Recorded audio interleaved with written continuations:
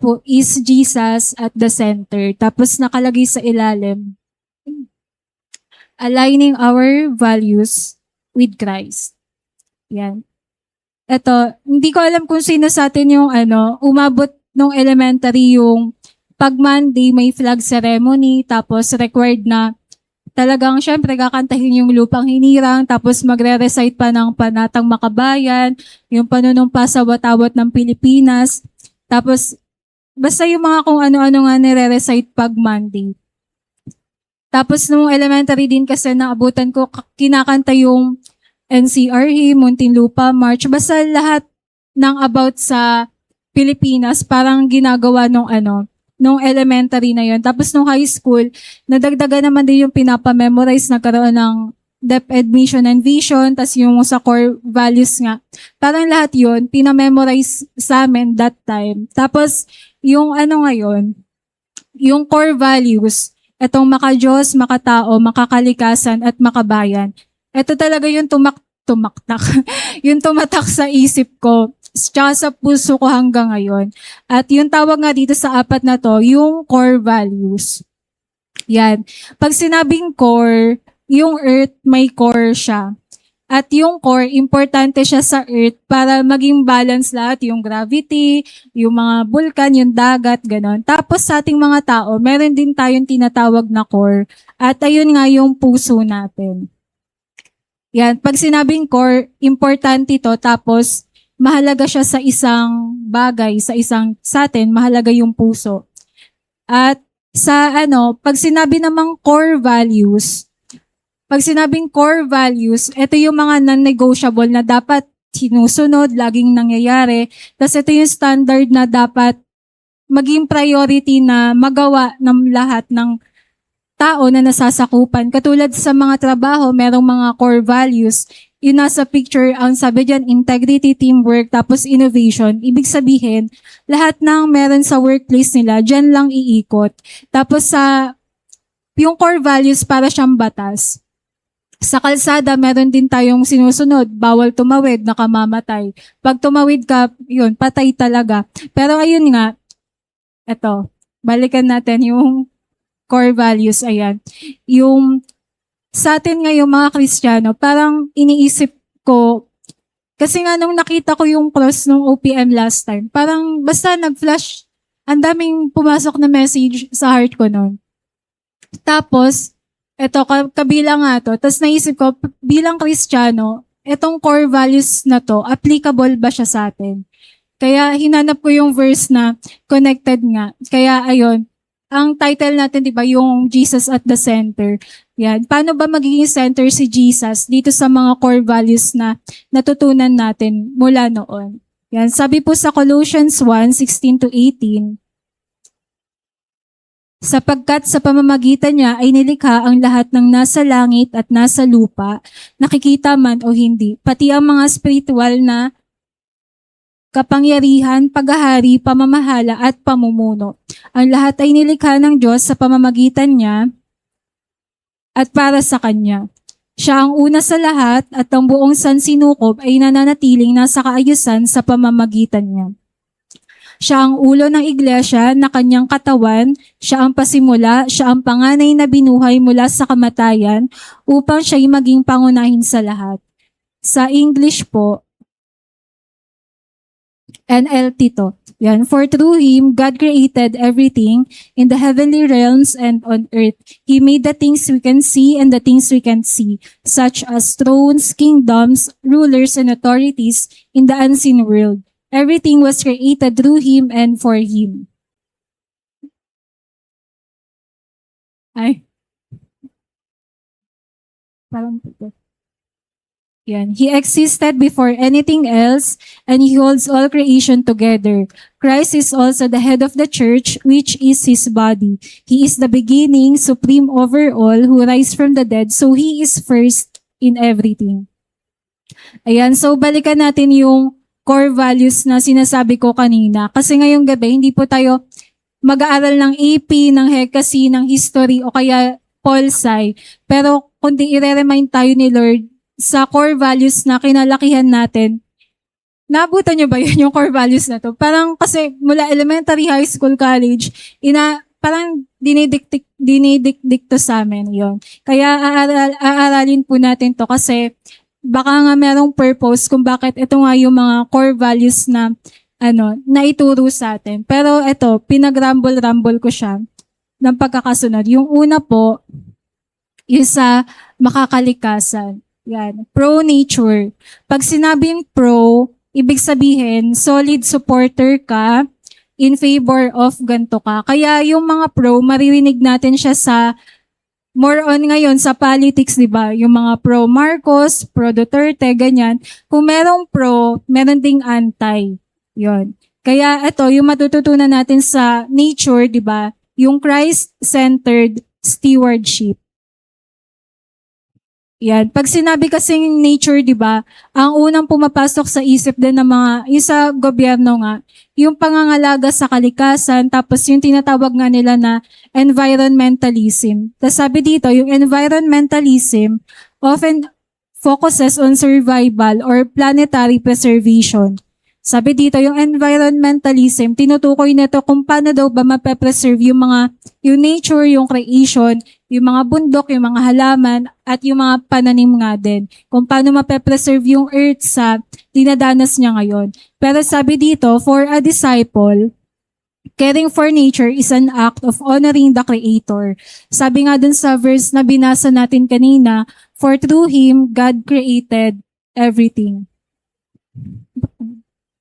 Yan. Tapos si Jesus kasi, ilang beses niya din nabanggit sa Bible, yung mga nature nga din. Tapos, yung kalikasan, isa sa ginamit niya yung sa Matthew 6:26-28 na, hinambing niya yung lilies of the field, tapos yung mga birds of the air nga, para malaman natin na nagpo-provide nga din si Lord.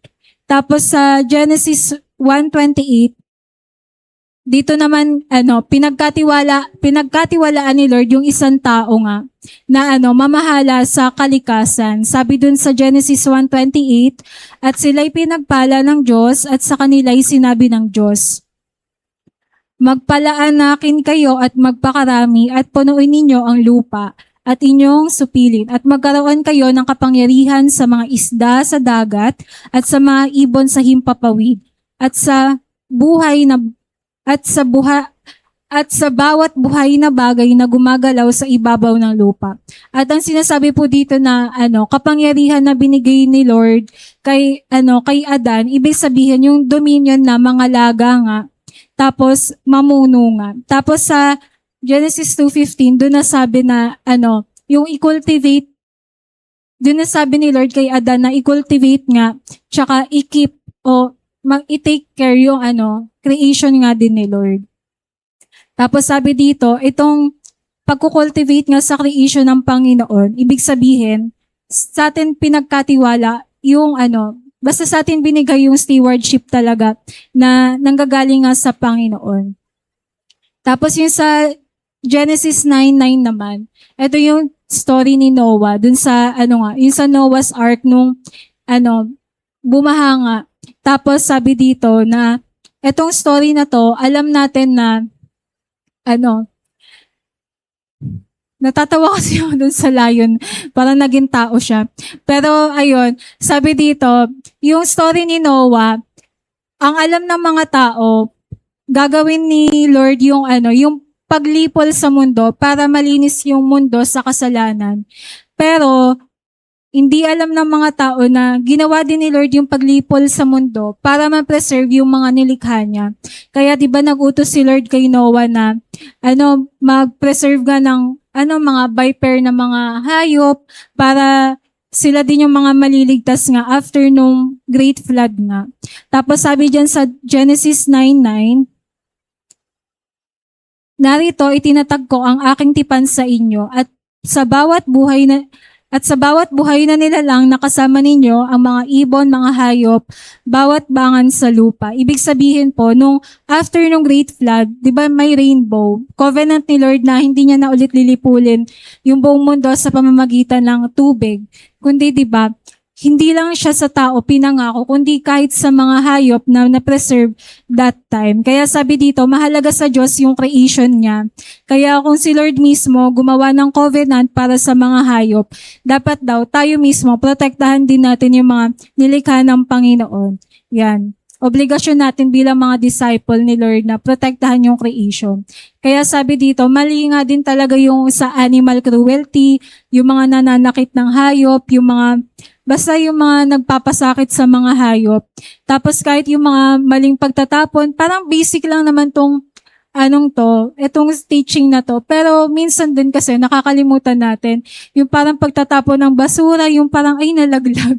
Tapos hindi napupulutin. Tapos sa jeep, ay naiwan ko yung bote, okay na yun. Yung parang mga ganun lang.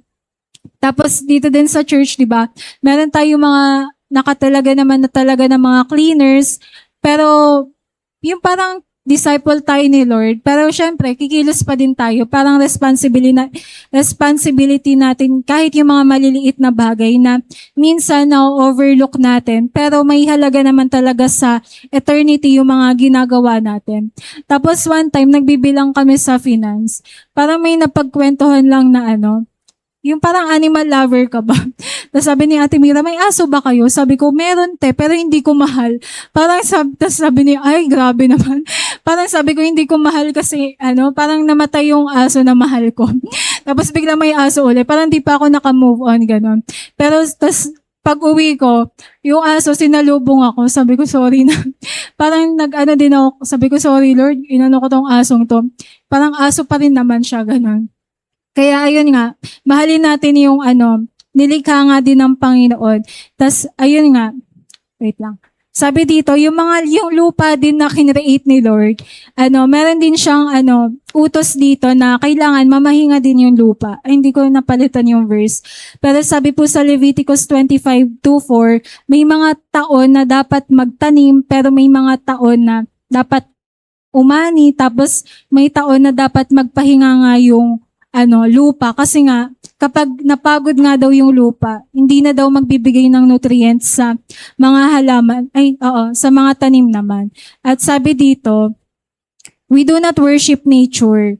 Yan. Diniscuss natin to kasi hindi natin wino-worship yung nature. Pero we worship the God who created it. Destroying or neglecting creation is a failure of the original mandate given to humanity to cultivate and keep the earth. Yan. Kaya, pinapaalala sa atin ni Lord na kahit yung nature na na-overlook natin, mahalaga pa din yan. Na hindi lang to ginagamit para may pang IG story, na nag-beach ka, na ang ganda ng sunset, na ang ganda ng ulap, kundi yung pagpapahalaga din sa nature, pag-worship din siya sa Panginoon. Tapos sabi po dito, being pro-nature is a testimony of our respect for the master artist work. Yan, yung kapag pro-nature tayo, kapag iniingatan natin yung nilikha ni Lord, nagtetestify din to kung anong klaseng disciple tayo ni Jesus. Yan. At sabi po dun sa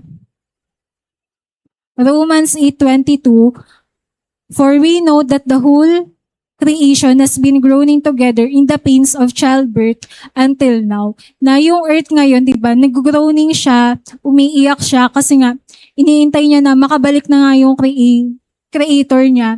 Yung mga bulkan ngayon, di ba, nagpuputukan, nagsasabugan, tapos yung mga glaciers din sa Antarctica, nagtutunawan na.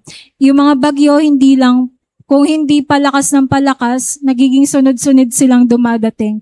Tapos yung init ngayon, di ba, sabi nakakainit din ng ulo. Tapos mas grabe din sa init noon. Tapos yung mga hindi binabaha noon, binabaha din ngayon. Parang hindi lang siya issue sa sa flood control, kundi yung earth kasi talaga, longing na siya na bumalik na nga yung creator niya. Tapos marami pa tayong mga hindi alam na balita sa mundo, katulad ng mga nasabi ni Ate Mer kanina, yung mga lindol sa iba't ibang bahagi ng mundo nga. At tayo bilang Christian, paano po ba natin ipagpepre yung mundo? Yan, sabi dito, una, pray for the preservation and fruitfulness of the land. Ito yung nabanggit na din kanina sa mga prayer list nga. Sabi po sa Hebrews 6:7, sapagkat ang lupa ay umiinom ng ulan na madalas na pumapatak dito at nagpapasibol ng mga halaman na kapaki-pakinabang sa mga nagbubukid nito at tumatanggap ng pagpapala mula sa Diyos. Yun. Kaya habang nandito pa tayo sa mundo, di ba, pag-pray po natin na ma-preserve yung fruitfulness ng land natin na yun nga, umulan pa din, maging fruitful, makakain pa din tayo, umani yung mga magsasaka, tumubo pa rin yung mga halaman. Tapos yung pangalawa, ba't ganito po? Yan, pray for rain, fair weather, and protection from natural destruction. Humingi kayo sa Panginoon ng ulan sa panahon ng huling ulan. Siya ay magbibigay sa kanila ng mga saganang ulan at damos sa bukid ng bawat isa. Yun, pag-pray natin yung ulan, tapos yung fair weather na makapaglingkod pa din tayo ng maayos, yung hindi sobrang init, hindi sobrang malamig, hindi sobrang umuulan, hindi sobrang tag-ipo-ipo, di ba? May ganun ba? Kaya ayun nga, mag-pray tayo ng weather na nakakapaglingkod pa din tayo sa Panginoon. Hindi yung weather na yung tinamad na lahat, o parang kasi kung hindi po tayo mananalangin para sa mundo natin, tayo din po yung kawawa. Kaya pag-pray natin na ma-preserve itong mga gantong bagay habang nandito pa po tayo. Tapos yung pangatlo, pray for human wisdom and repentance in managing God's creation. Mag-pray tayo kay Lord kung paano ba mapapreserve nga yung creation ng Panginoon. Yan, kung ang aking bayan na tinatawag sa pamamagitan ng aking pangalan ay magpakumbaba at manalangin at hanapin ang aking mukha at tumalikod sa kanilang mga masamang lakad, akin ngang ririnigin sa langit at patatawarin ang kanilang kasalanan at pagagalingin ang kanilang lupain. Yan, kasi kapag nagrepent nga yung people of God, di ba, pagagalingin ni Lord yung lupain natin. Kaya nasa atin yung susi kung paano magiging maayos yung bansa natin, yung mundo natin. Tapos nung high school kasi kami, uso sa amin yung mag-iimbento kami ng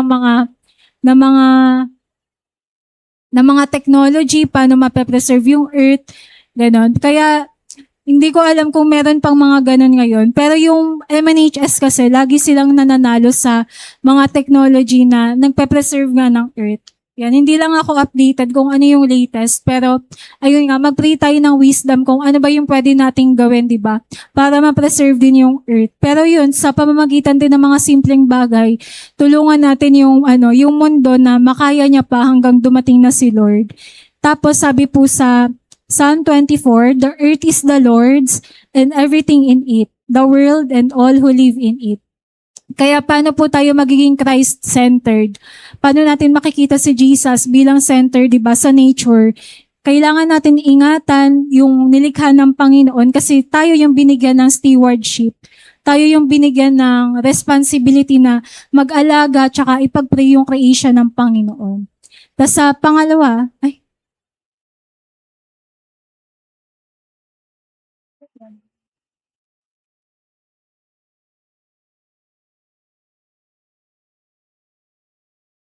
yun, baliktad pala pinipindot ko. Pero yung pangalawa, yung sa makatao, yan, pro-people. At yung kailangan po nating matutunan dito, na si Jesus bilang center, di ba? Kailangan natin magkaroon ng compassion. Sabi po, many social movements focus on human rights. But a disciple's focus is on human value through Christ. Yan, maraming mga social movements ngayon, maraming mga charity, maraming mga outreach na nasisimula na nagfo-focus sa human rights. Kasi naniniwala yung mga tao na karapatan ng bawat bata makapag-aral, karapatan ng bawat bata makakain, karapatan ng bawat Pilipino mabigyan ng mga ganito-ganyan. Pero sa atin, bilang disciple, dapat yung focus po natin on human value. Ano ba sila sa harapan ng Panginoon? Parang isa lang ba silang tao na may karapatan o isang tao na may value sa tingin ng Panginoon? Sabi po dun sa Matthew 9:36, when he saw the crowds, he had compassion on them because they were confused and helpless, like sheep without shepherd. Ito yung time na yung sa feeding of the 5,000 nga. Ito. Yan, yung sa Matthew 14 to 16, na si Jesus, di ba, after niya sa kabilang banda ng lugar na to, nakita niya nga yung crowds na nagtitipon nga, tapos madami. Tapos nung nakita ni Jesus, yung crowds na yon, nakita niya na hindi lang sila gutom physically, kundi meron din silang spiritual hunger. Tapos sabi nga dito, pagbaba ni Jesus sa bangka, nakita niya ang napakaraming tao. Nahabag siya sa kanila dahil sila'y parang mga tupang walang pastol, at pinagaling niya ang kanilang mga may sakit. Tas nang dapit hapon, lumapit sa kanya ang mga alagad at sinabi, "Disyerto ang lugar na ito at gabi na. Paalisin mo na ang mga tao upang makapunta sila sa mga nayon at makabili ng pagkain." Sinabi ni Jesus, hindi na kailangang umalis sila, kayo ang magbigay sa kanila ng makakain.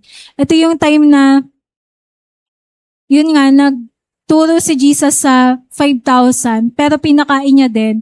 Diba? Ito yung miracle na nangyari. Tapos si Jesus, nung nakita niya yung 5,000 na men na yon, tapos may mga kasamang mga pamilya, hindi siya na-move lang na, yung parang sa panahon natin ngayon, yung parang pag ang daming tao, uy, ang ganda nito, picturean mo ko dito para may pang-post sa page. Picturean mo ko dito para makita na ganito karami yung tinuturuan ko.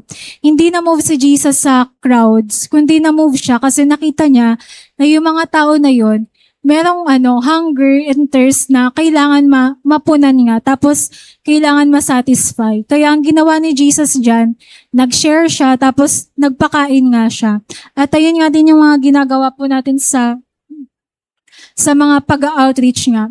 Kaya tayo, di ba, i-check natin kung meron pa ba tayong compassion sa mga tao o parang awa na lang. Parang naawa ko dito, saan kaya ito mapupunta yung pag namatay ito?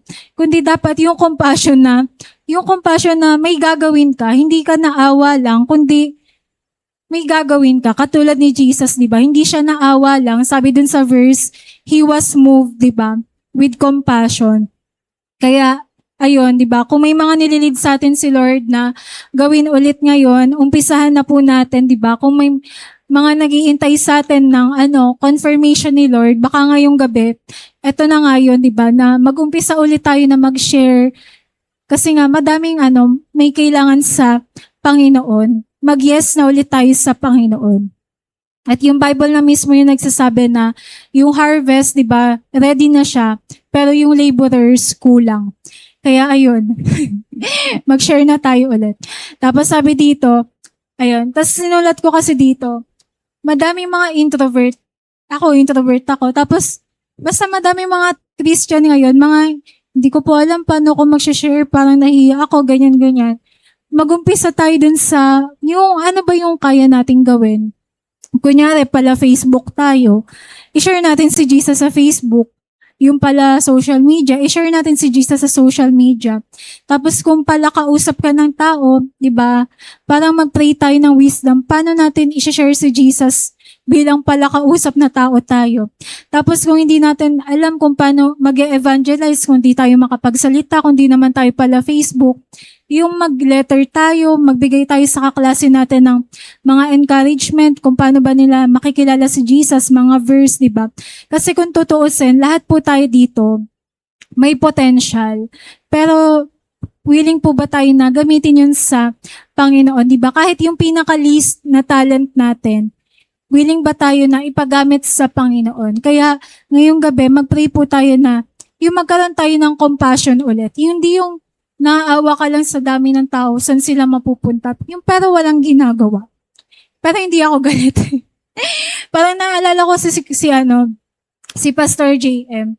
Parang nung kinare-group niya kami. Parang sabi niya, pag nagfe-festival daw siya, naawa daw siya sa mga tao. Parang saan daw ba yun papunta? Kaya parang gusto niya daw yung tumayo sa gitna ng mga tao, tapos i-share nga si Jesus. Kaya nawa nga po sa atin, di ba, mabalik yung compassion sa mga tao din para ma-share din natin si Lord. Yan. At hindi lang to mga tao sa labas, kundi yung mga pamilya po natin, mga kaibigan, tas yung mga malalapit sa atin.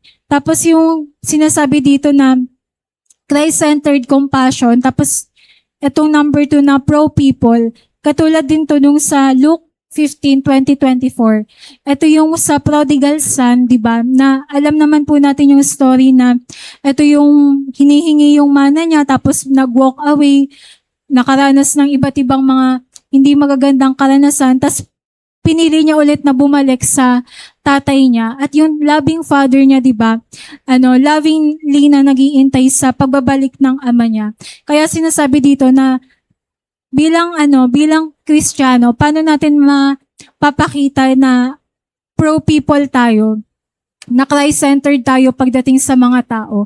Yun daw yung kapag may bumabalik sa pananampalataya, yung i-welcome din natin sila ulit, tas yung hindi natin sila huhusgahan nga, na yung as if bagong kilala mo lang sa kanila, na kahit alam natin yung ginawa nila, alam natin yung mga pagkakamali, yung mga kasalanan nga, yung kahit tayo mismo, i-extend natin yung grace, di ba, ng loving fathers sa kanila, na kahit tayo, papatawa din natin sila, tas i-welcome nga din ulit. Yan. Tas, kasi tayo mga nananatili, dapat tayo yung mas babad, di ba, sa love ni Lord. Kaya dapat easy to, tayo, yung quick to forgive nga din. Yan. Tas sabi nga dito, bumabalik sila kasi para kay Lord talaga sila. Kaya tayo daw na mga nananatili sa pananampalataya, dapat magpagamit pa rin tayo sa Panginoon para ma-restore sila fully. Hindi yung magfo-focus tayo sa mga bago. Pero tutulungan ulit natin yung mga nadapa sa pananampalataya sa Panginoon.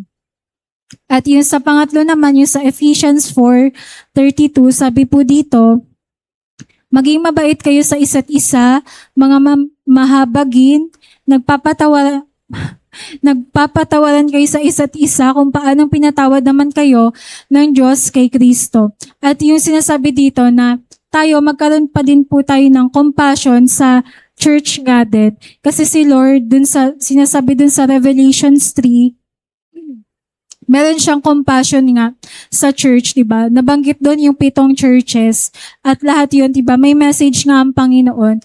Pero sa lahat ng yun, merong compassion pa din yung Panginoon na kung babalik kayo sa pananampalataya, diba? Papatawadin nga sila ni Jesus.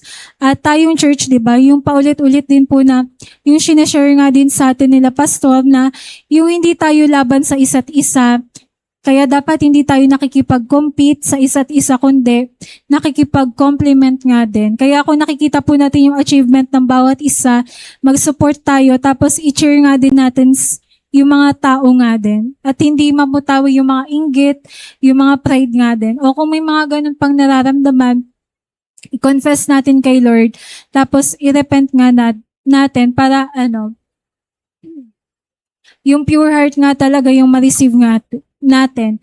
At sabi nga po, di ba, hindi arangkada yung isang team kapag meron pasakit sa loob ng team na yon.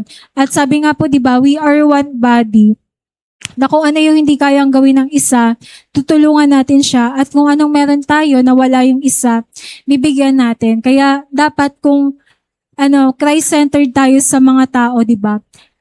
Maging mapagmahal nga din po tayo. Kasi nga, hindi dadating si Lord na sa sirang church nga, kundi dapat dadating si Lord, di ba, sa maayos nga na church, yung church na yung bride of Christ na without spot, without blemish, tas yung without wrinkles, di ba? At ganun din sa katawan, hindi tayo makakalakad pausad kung putol tayo, di ba? Kung merong nawawala. Yan. Tapos sabi dito,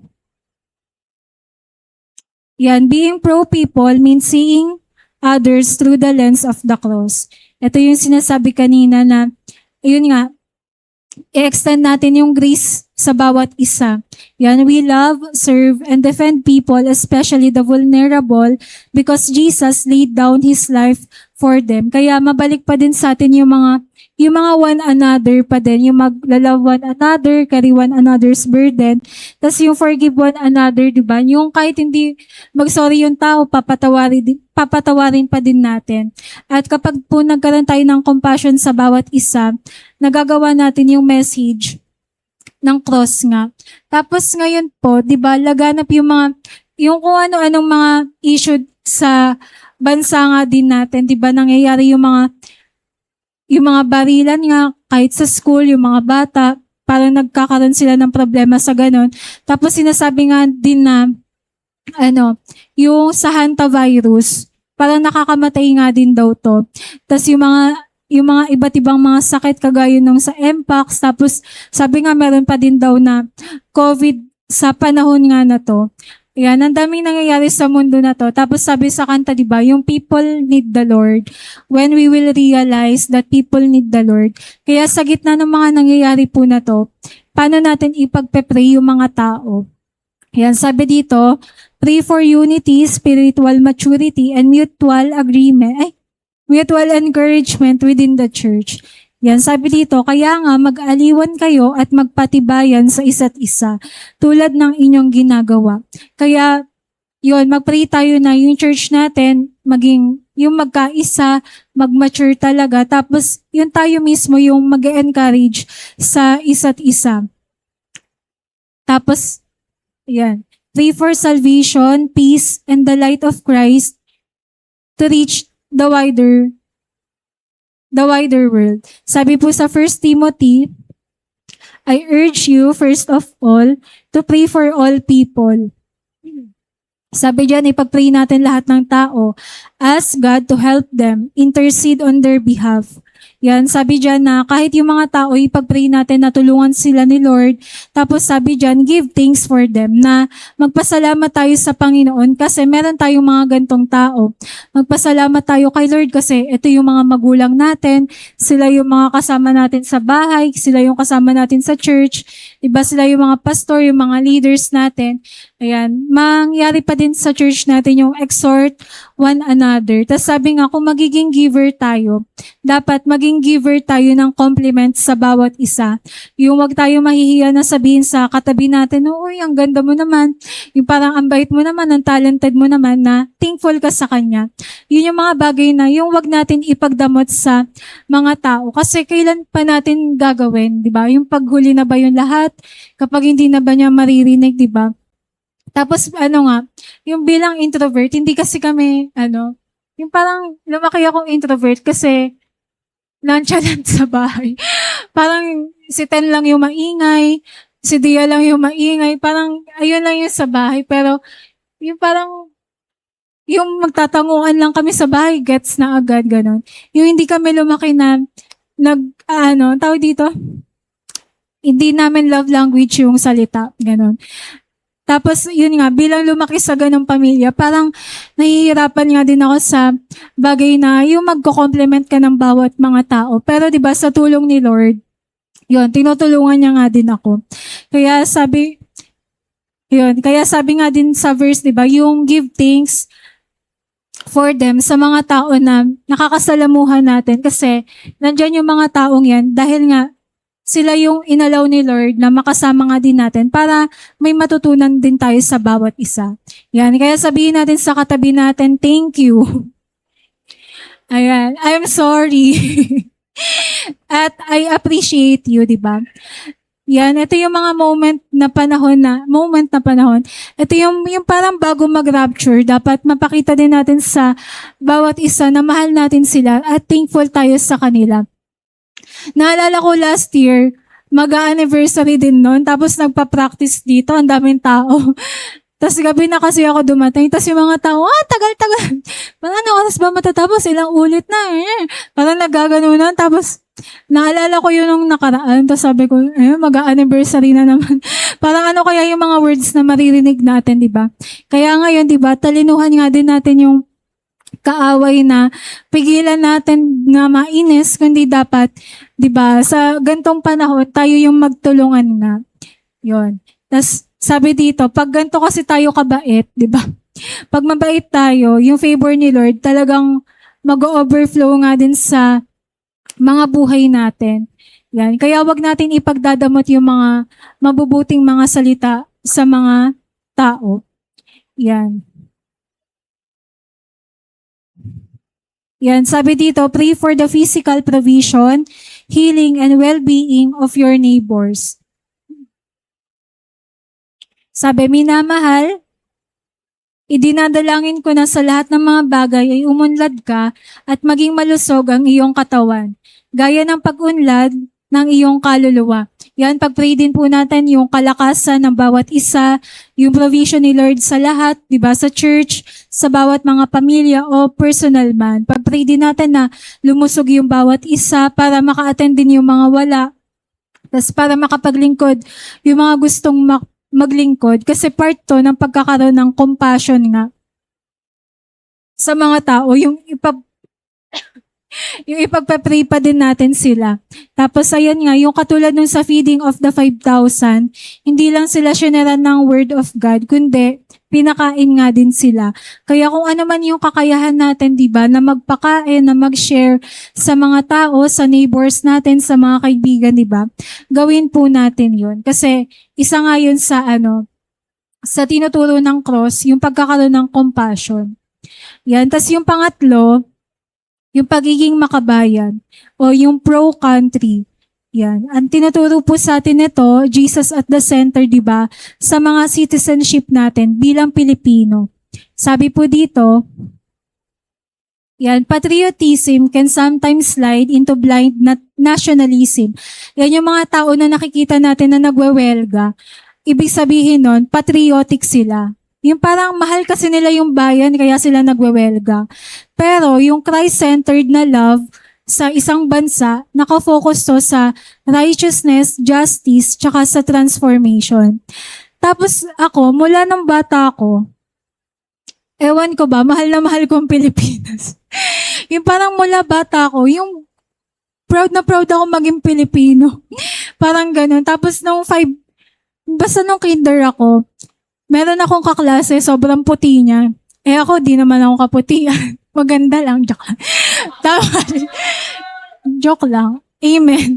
Tapos yun, basta ang puti-puti niya. Tapos, di ba bata pa ako, nung sabi ko sa tatay ko, bakit ang puti nito? Parang ang puti ng kaklase ko, bakit ako?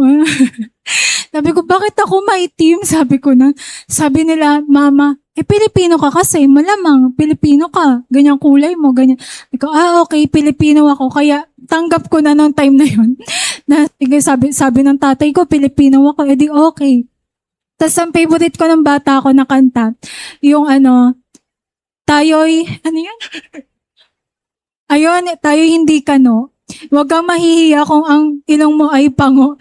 Parang yun talaga yung favorite ko. Tapos, basta sa ulo ko lahat yung mga sinasabi ko kanina na panatang makabayan, yung panunumpa sa watawat ng Pilipinas, sa ulo ko lahat yon. Tapos nung nag-audition ako sa choir ng elementary, ang kinanta ko yung Isang Lahi. Pero hindi ko favorite yung history. Pero sabi ko, ba't kaya gustong-gusto kong maging Pilipino? Tapos yun, nung grade 8, kinader ko yung Florante at Laura, yung El Filibusterismo, yung Noli Me Tangere. Tapos nung college, dumating pa yung Buhay ni Rizal. Kahit pagod na ako aralin yun, sabi ko, sige, para sa bayan. Yung parang, feeling ko may factor ba na nag-aaral ako sa Manila, kaya ganito. Pero yun nga, parang bata pa lang ako, Isang Lahi na yung kinakanta ko. Parang pag kinakanta ko yun, naririndi na si Mama, di ka ba mananahimik? Yung parang ganun nga. Tapos sabi ko, paglaki ko, gusto ko mag-aaral ako sa UP.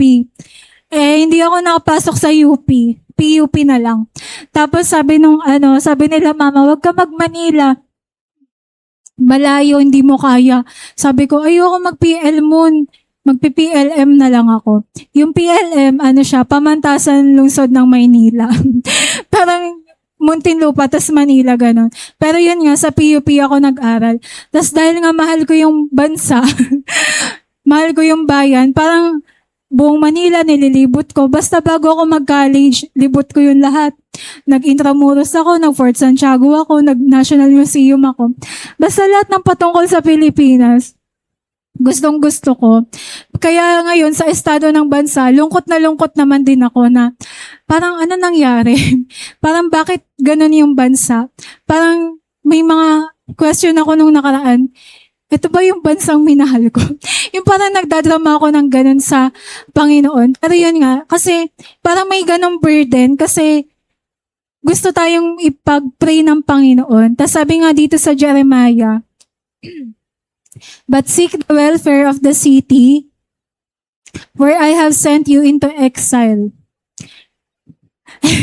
And pray to the Lord on its behalf, for in its welfare you will find your welfare. Yan, diba? Sinasabi dun sa Jeremiah na isik natin yung kabutihan ng bansa.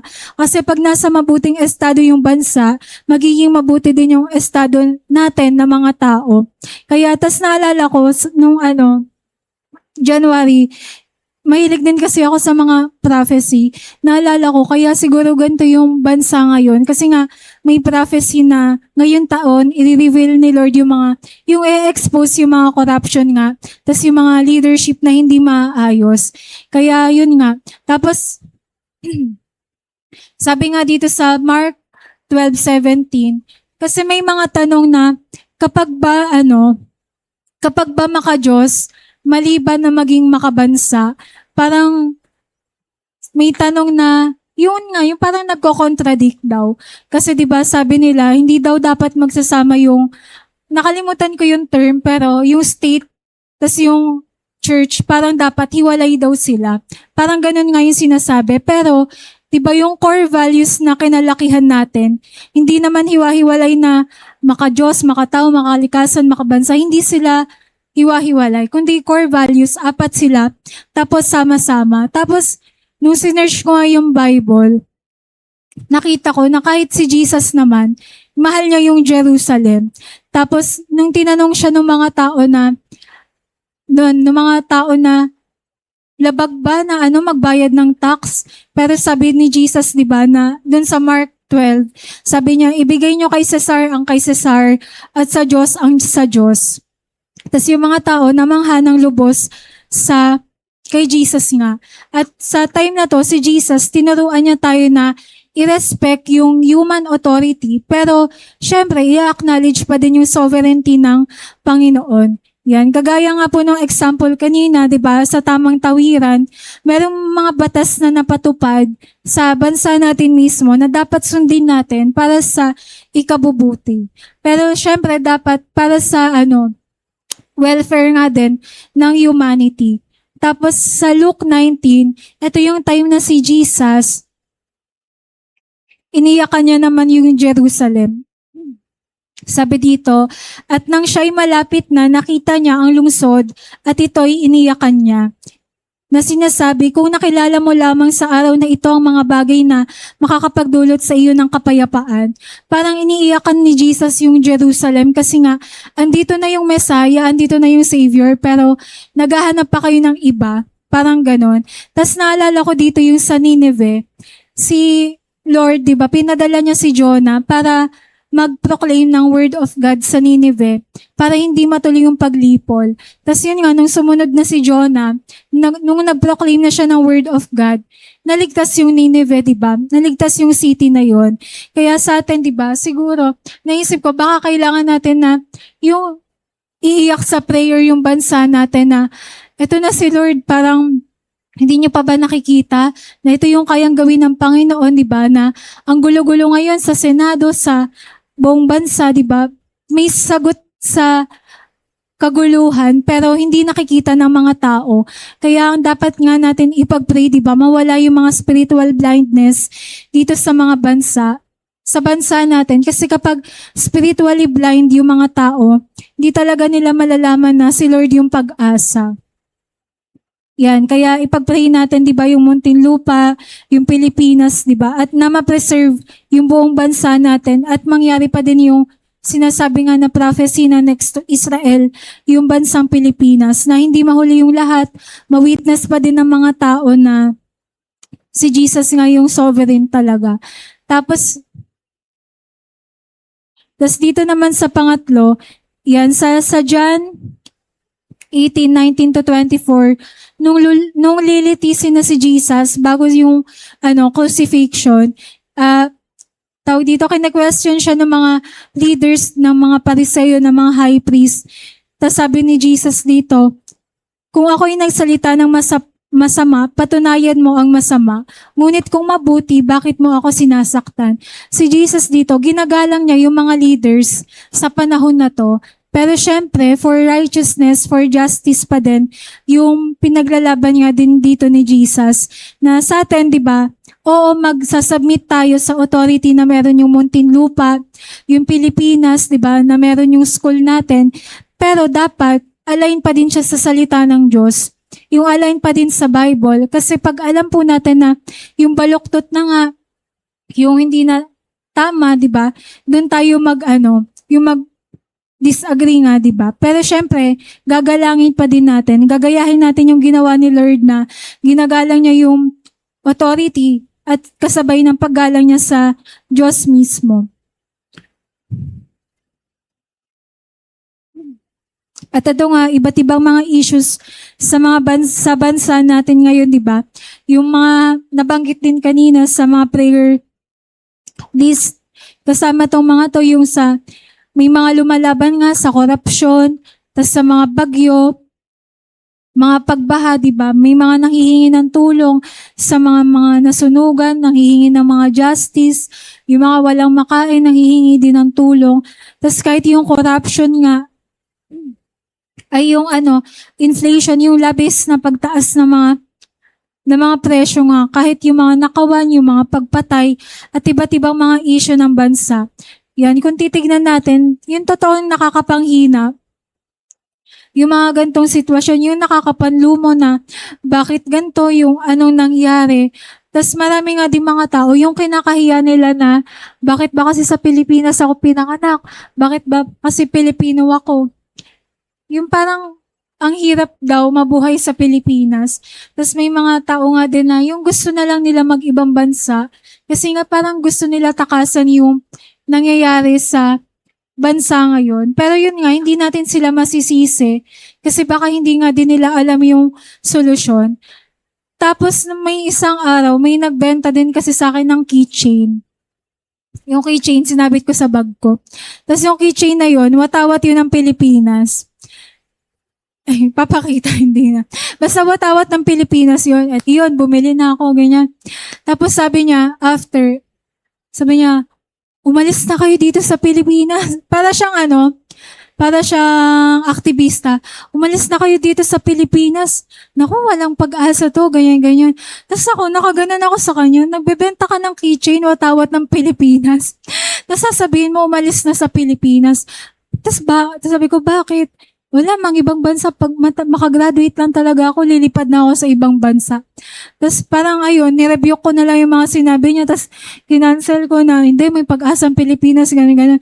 Tapos naisip ko, ang contradicting lang, nagbebenta ka ng ganun, tapos parang i-curse nga din. Kaya ayun, diba, hindi natin masisisi yung mga ganun tao, kasi baka sila, may mga pinaglalaban lang din sila na hindi nila alam kung paano masosolusyonan o kung may pag-asa pa ba. At kahit nga sa atin, di ba, kung hindi tayo Kristiyano, hindi natin alam na si Jesus naman talaga yung pag-asa. At kung si Jesus yung sagot, di ba, kung alam natin na si Jesus yung sagot, yan, kailangan natin manalangin for godly wisdom, integrity, justice among the leaders. Yan, sabi dito, pray this way for kings and all who are in authority so that we can live peaceful and quiet lives marked by godliness and dignity. Yan, tayong alam natin yung solusyon na si Jesus lang talaga. Yan, pag-pray natin yung mga leaders natin na magkaroon sila ng mga godly wisdom. Tapos yung integrity nila mabalik, yung hindi na sila labis na mapagmahal sa pera, di ba? Na kailangan ipag-pray natin na mawala yung mga bribe, yung mga suhol, di ba? O kung itotoo man yung mga maleta, di ba? Kailangan matanggal din yung mga corruption. Basta ipag-pray natin lahat ng mga injustices, tas yung mga unfairness sa government natin. Kasi kahit tayo gusto natin magbago yung bansa natin, yung parang hindi naman tayo magiging presidente ng isang kindat mo lang. O ikaw na presidente, ikaw na mamahala. Kundi diba may mga step siya na kailangan marating para maging presidente ka pa. Pero ang magagawa nga po natin ngayon, diba, yung ipanalangin kung sino na yung nandun sa posisyon. Yan, kaya kung may iaambag tayo bukod sa mga tax, ang iaambag natin ay prayer talaga. Katulad ni Esther, di ba? Pinag-pray niya yung bansa niya. Sabi niya, if I perish, I perish, para lang maligtas yung Hudyo. At tayo, di ba, if I pray, mag-pray talaga tayo na maligtas yung country natin at yung mga tao. At sabi dito, pray for spiritual revival, national repentance, and healing of the land. Yan, mag-pray tayo ng spiritual revival sa mga tao. Tapos yung national repentance na, hindi lang yung church, hindi lang yung NCR, kundi yung national healing sa buong bansa. Yung ma-realize talaga nila na si Lord, siya yung Diyos ng mga Diyos at Hari ng mga hari. At sabi po sa verse, then if my people who are called by my name will humble themselves and pray and seek my face and turn from their wicked ways, I will hear from heaven and will forgive their sins and restore their land. Sabi dito, if my people, hindi yung if the whole country. Sabi dito, if my people, hindi if my leaders, di ba? At sabi dito, if my people, hindi everyone. At yung people na yan na sinasabi, tayo mismo yan. Kasi tayo naman yung tinawag ni Lord, di ba? By His name. Kaya nasa atin yung burden ngayon kung magdededma lang ba tayo sa mga issue ng bansa o ipagpe-pray talaga natin. Yan, yung ibubulsa lang ba natin yung alam natin ng issue ng bansa o ipapanalangin natin. Kaya, totoo din naman na yung nasasagot na din yung mga prayers natin mula noon na. Ngayon, di ba, madami ng mga campus na gusto buksan yung school ulit para sa mga Bible studies, sa mga care group. Kaya tayo, kailangan natin ipag-pray yung willingness din po ng mga tao na mag-share nga din. Yan, lalo na sa mga may available na mga schedule. At sabi dito, pray for peace, economic stability and welfare of the nation, and work for the peace and prosperity of the city where I sent you into exile. Ito yung verse kanina. Yan, ipag-pray natin kasi nga kapag mabuti yung bansa, mabuti din yung mga tao. Yung parang napapabuti din yung mga tao. Ito, naglista lang din ako ng mga, pwede natin ipag-pray, diba? Ipag-pray natin mula Region 1 hanggang sa mula Batanes hanggang Hulo, pag-pray natin yung Muntinlupa City, yung mga bawat city, di ba? Tapos, nakalimutan ko kung anong church yun, pero pag nagpe-pray sila, yun nakalatag talaga yung mapa ng buong earth. Kaya parang ang ganda nga lang din na may ganun din tayo. Tapos pag-pray din natin yung mga leaders, yung government, kahit yung mga government agency, di ba, yung DILG, yung DSWD, yung DepEd, PhilHealth, yung mga iba pa. Tapos, i-cast out din natin yung mga curses and spells na nabanggit na mga tao na itong Pilipinas, ganito, ganyan, wala nang pag-asa. Di ba? I-cast out din natin yung mga witchcraft sa bansa nga. Tapos, mag-repent nga din sa mga pagan worship. At yung pagan worship, hindi lang siya basta sa mga Diyos-Diyosan na yung nakikita natin ng mga Santo Niño, yung mga Santo Papa, San Miguel, mga diba? Yung mga ganyan. Kundi kahit yung mga tao na idolatry nga, yung mga idol, yung SB19, yung mga nagbibini pa, bini ba pangalan? Basta yung mga babae, yun yung mga naggaganon pa, kamukha ko daw si, yung parang, kamukha ko si ganyan. Yung parang Christian na tayo, hindi na sila yung kamukha natin. Dapat si Lord na. Tapos yung mga negative confessions din, di ba? About nga sa bansa, about sa city, i-rebuke natin. Yan, i-rebuke natin yung mga works of darkness na nagsisteal, kill, tas destroy yung inflation, tas economy, ipag-pray natin. Tas yung powerfully na tinuro po sa atin sa 1-to-1 nga din. Tas sabi, being pro-country means praying for our leaders, working for the common good, standing against injustice, and modeling integrity. Yan, we love our nation best when we introduce it to the ultimate king. Yan, our earthly citizenship should reflect our heavenly values na kung paano natin pinapahalagahan yung pagiging Pilipino natin. Sabi, nagre-reflect nga din yun kung paano tayo magiging paano tayo magiging citizen ng langit. Kung basher tayo dito sa lupa, baka maging basher din tayo sa langit. Kung makikita natin kakulangan ng bansa natin, kung doon lang tayo magfo-focus, baka maging ganun din daw tayo sa langit. Kaya 'di ba, alam natin, tas nakikita natin yung sitwasyon ng bansa at hindi natin dinedenay lahat ng yun. Pero sabi nga, yung faith, yung totoong faith, hindi mo dinedenay yung sitwasyon, kundi binabaliktad mo, tas nire-redeem mo. Diba sa mga wallet, totoo naman talaga na wala na akong pera. Pero yung faith, diba, wala na akong pera pero magkakaroon. Yung parang gano'n na ire-redeem natin yung bansa natin. Ganda yung Pilipinas, pero sa tulong ni Lord, mariredeem, di ba? Marami yung magiging Christian, maraming maliligtas. Yon, yung mga ganon. Sabi dito sa verse, Blessed, fortunate, prosperous, and favored by God is the nation whose God is the Lord, the people whom He has chosen as His own inheritance. Yan, blessed is the nation whose God is the Lord. At yung panghuli, yan, yung pro-God, yung maka-Diyos, yan, Christ-centered character. Sabi po, Jesus declared that the first and greatest commandment is to love the Lord your God with all your heart and with all your soul and with all your mind. Yan. Pag tinanong yung bawat isa sa atin, di ba, si Lord pa rin ba yung first ng bawat isa? Si Lord pa rin po ba yung first sa mga puso natin? 'Di ba? Siya pa rin po ba yung mga priority natin, yung first place, 'di ba? Yung first prize. At tayo, dahil nasa pangalawang kalahati na tayo ng 2026, pwede na ulit tayo yung mag-Christ evaluation. Parang i-evaluate natin kung nag-i-improve pa ba tayo sa Panginoon o kung may napabayaan ba tayo, kung ano ba yung dapat nating gawin para mas maging maayos yung relasyon natin sa Panginoon, di ba? I-evaluate natin kung teachable pa ba tayo o nagmamarunong na tayo, kung nakadepende pa din ba tayo sa Lord o hindi na, di ba? Kaya kung may mga moment na nabago o nabawasan yung love natin kay Lord, di ba? Time na ulit para maging Christ-centered yung relasyon natin sa Panginoon.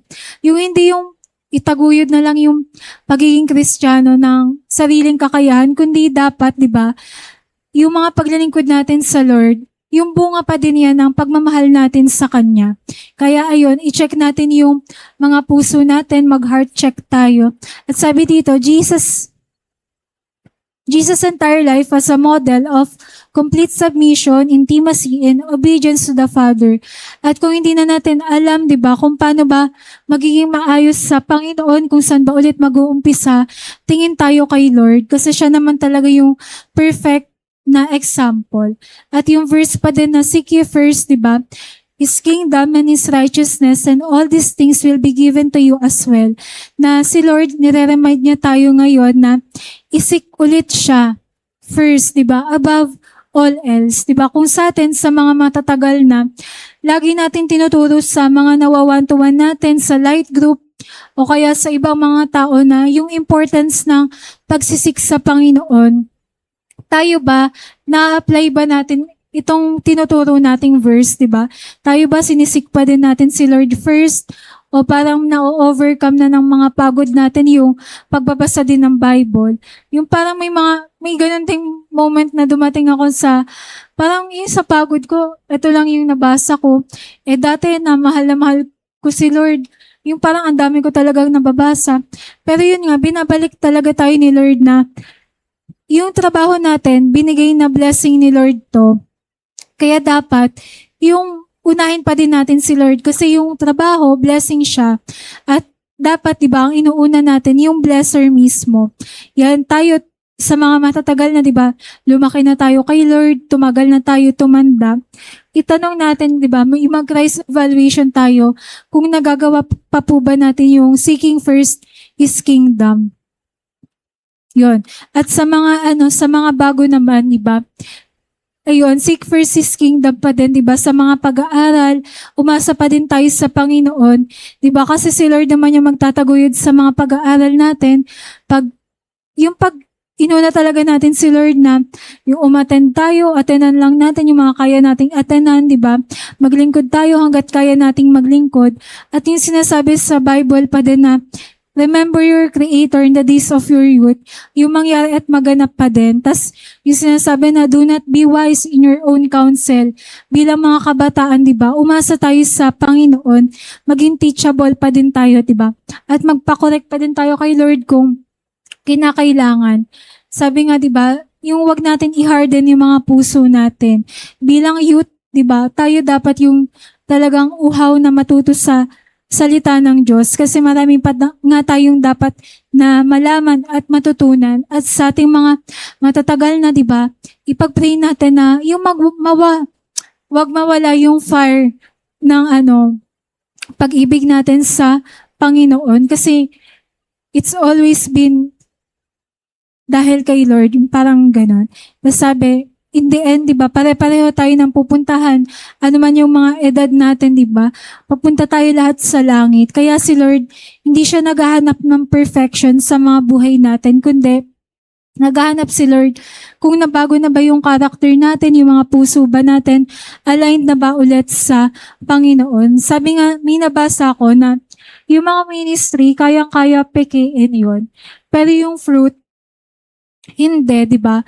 Kayang-kaya mapeke yung mga minamahday na successful na mga ministry, successful na mga ginagawa. Pero pag tinignan yung fruit, parang, kamukha ba ni Lord o parang kabaliktaran ng mga nakikita sa social media. Kaya above all else, di ba, isik natin na maging katulad pa din natin si Jesus. Maging katulad pa rin tayo ng Panginoon. Yan. Kaya sabi dito, love God above all else. Ayan nga yung verse din kanina na ibigin natin si Lord, di ba, with all of our hearts, soul, mind, and strength nga. Tapos dapat yung love natin for God, dapat maging rooted talaga siya. Hindi yung emotion nga lang. Meron kami mga kasabayan sa ABM na witness ko din na yung parang sinasabi nga nila na mahal nila si Lord. Parang yung isa sabi nila, kapag narinig ko yung kanta na Amazing Love, naiiyak talaga ako. Pero yun, hindi na siya nagpatuloy. Tapos, nung hindi siya nagpatuloy, pinarinig ko sa kanya, sabi ko, oh, Amazing Love. Pero sabi ko, favorite mo, ganyan. Tapos sabi niya, wala nang effect sa akin, ganun. Tapos yung isa, sabi niya, favorite ko, Heart of Worship naman. Sabi niya, pag naririnig niya daw yan, umiiyak talaga siya. Tapos yun nga, hindi din siya nagpatuloy. Tapos, pinarinig ko din sa kanya ulit yung Heart of Worship. Sabi ko, di ba favorite mo to? Tapos sabi niya, wala na, hindi na.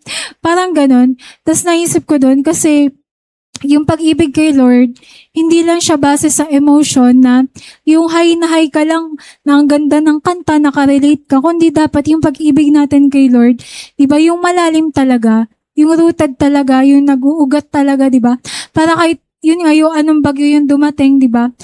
Nandun na kay Jesus tayo at yung pag-ibig natin sa Kanya, totoo. Pero yun nga, yung love naman talaga ni Lord sa atin, yung magkikip sa atin. At sabi po, pangalawa, prioritizing divine obedience over human demands. Sabi ni Peter at John, do you think God wants us to obey you rather than Him? Ito yung sinasabi na we ought to obey God rather than men. Na sa pagiging Christ-centered na mga character natin, dapat ang intayin natin, di ba, na approval ay yung approval na nanggagaling sa Panginoon. At yung piniplease natin si Lord at hindi yung mga tao. Yun nga yung sinasabi nga din kanina na si Lord yung mag-increase tas ma-decrease yung mga sarili natin, na si Lord yung makita sa mga buhay natin at hindi yung sarili natin. Na sa bawat paglilingkod, dapat hindi siya maging performance lang, kundi dapat worship talaga siya na totoo sa Panginoon. Kasi nga, importante kay Lord yung puso nga na nag-o-obey kaysa yung sa puso na yung nagpapasikat nga lang din. At sabi dito, yielding total ownership to the Father's will. Yan, sabi ni Jesus, Ama, kung ibig mo, ilayo mo sa akin ang sarong ito, gayon may huwag ang kalooban ko ang mangyari, kundi ang iyo. Yan yung sinasabi nga dito na magtiwala ulit tayo kay Lord, mag-yield talaga tayo sa kalooban ni Lord. Kasi nga yun nga, ganun yung faith na kahit hindi mo man nakikita Diba? Magtitiwala ka sa Panginoon. Tapos yung pagsusurrender kay Lord, yung pag-yield kay Lord. Diba minsan, madalas nakakaramdam talaga yung mga tao na parang masakit, parang malungkot kasi nga merong surrender na nangyayari. Pero yun nga, pagpapa din natin na yung kalooban ni Lord yung mangyari nga sa mga buhay natin. Kasi kapag yung perfect will ni Lord yung nangyari sa buhay natin, magiging maayos din yung mga estado natin, di ba? Kasi nga yung plano ni Lord for us is to prosper us, Lord, and not to give us and not to harm us, but to give us hope and a future, di ba? Kaya kung gusto natin na yung mga character natin ma-align ulit sa kay Jesus, di ba? Mag-yield tayo sa kalooban ng Diyos. At sabi dito, if you are pro-God but not pro-people, your religion is hollow. Yan, conclusion na to. Sabi dito, kung mahal na mahal natin si Lord pero wala tayong pagmamahal sa mga tao, yung religion natin mababaw lang. At yung religion daw, walang yung walang halaga, yung parang mema lang. Sabi dito, if you are pro-people but not pro-God, kung mahal na mahal natin yung mga tao pero hindi natin mahal si Lord, your help is only temporary and lacks eternal life. Na kung mahal natin yung mga tao pero wala tayong pagmamahal kay Lord, yung mga ginagawa daw natin, walang count sa eternity. At sabi, if you are pro-nature but not pro-God, you end up worshiping the creation rather than the Creator. Kung mahal na mahal natin yung nilikha ni Lord, gustong-gusto natin mag-travel, pero hindi na natin mahal si Lord o nakakalimutan na natin yung duty natin kay Lord. Sabi dito, nag-end up tayo na, ang wina-worship natin, yung creation lang at hindi na yung Creator. At sabi, if you are pro-country but not pro-God, kung mahal na mahal natin yung bansa, pero hindi natin mahal si Lord, your patriotism can easily turn into pride and political idolatry. Na kung mahal natin yung bansa pero hindi natin mahal si Lord, nagiging lang tayo, aktivista na magwewelga. Kaya sabi dito, kung pro-God tayo, Jesus aligns our hearts to love His people, protect His creation, and bless our nation. Yan, kung mahal natin si Lord, di ba, na-align nga din lahat ng mga core values na natutunan natin. Tapos nung sinusulat ko to, parang na-realize ko na kaya pala ganun yung cross din. Di ba? Yung cross, yung sa pataas, di ba? Yung maglo-look upward ka talaga, yung mamahalin mo talaga si Lord. Tapos yung sa kamay naman sa left and right, di ba? Yung pro-people and pro-nature na tayo, meron tayong mga kamay para mag-reach out ng mga tao, tapos para maging good steward din sa creation na binigay sa atin ni Lord. Tapos yung pro-country, di ba, sa baba, sa paanan, kasi tayo, nakatungtong tayo dito sa lupa na nilikha ng Panginoon, na binigyan niya tayo ng dominion para mamahala nga din sa bansa. At yun nga yung, lagi ko naalala dito yung tinuro ni Ate Mer na yung dominion anointing. Meron tayong dominion anointing na i-command kung ano yung dapat na mangyari sa bansa natin na aligned nga din sa Word of God. Kaya naisip ko, ganyan yung hugis ng cross kasi nga may purpose nga din talaga siya. Tapos, yun nga, tapos naalala ko dito yung kanta na yung Jesus at the center of it all, di ba? Kahit pagbalik-balik ta rin man yung mga bagay na to, kahit pagbalik-balik ta rin man yung mundo, si Jesus, lagi natin siyang makikita sa lahat ng yon. Sabi dito, from beginning to the end, di ba? From creation hanggang revelation, it will always be you, Jesus. Tapos sabi pa dito, Jesus, you're the center and everything revolves around you. Yun nga, umiikot lahat kay Jesus. Na si Jesus mismo yung core ng lahat ng bagay na to. And Jesus, you, the center of it all. The center of it all. Na from creation to the cross, papunta sa mga puso natin, di ba? It will always be Jesus. Kaya ngayon, basahin lang natin to. Ito. Yan, parang nagpe-pledge tayo sa 4 na core values na nabanggit. Yan. Sige, basahin natin to ng buong puso. Yan. 1, 2. Ito para sa nature. 1, 2, 3, go.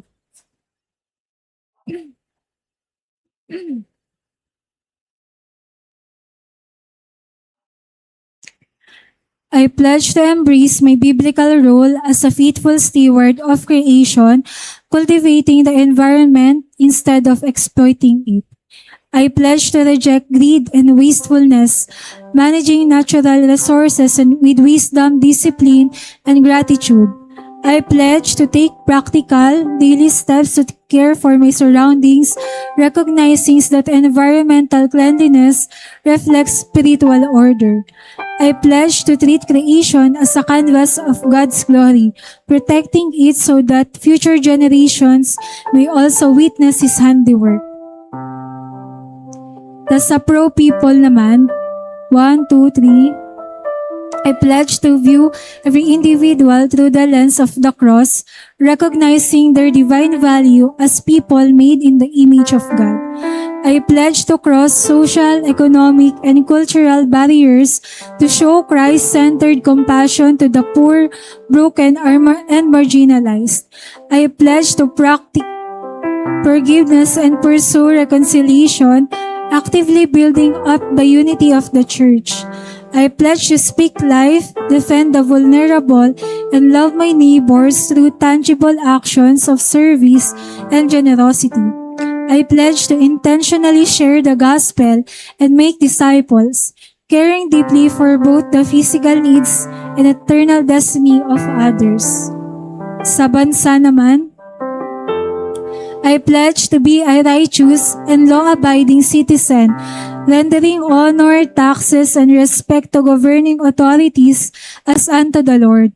I pledge to stand firmly for truth and justice, actively opposing corruption, compromise, and moral decay in my land.